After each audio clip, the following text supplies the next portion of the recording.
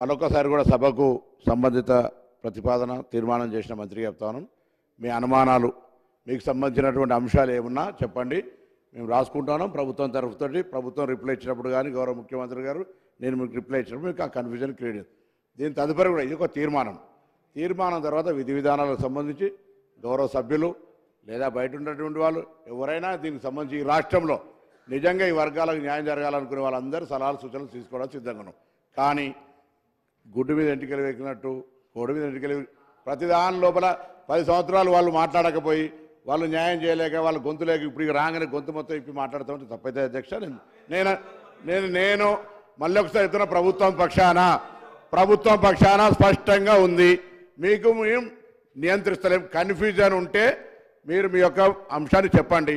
కానీ మొత్తం మేనిఫెస్టోలో నేను చదువుకుంటే దానికి ఒక సపరేట్ చర్చ పెట్టుకోండి. కానీ దీన్ని సమర్థించినప్పుడు సూచనలు చేయండి, అంతేగాని అది అవుతుందా అట్లా చెప్తలేరు కదా. దానికి సంబంధించి ఊకే కన్ఫ్యూజన్ తాపకొక నేను ప్రభుత్వం తరఫున మళ్ళొక్కసారి మీ సూచనలు స్వీకరిస్తున్నాం, రాసుకుంటున్నాం, తప్పకుండా జవాబులు చెప్తాం.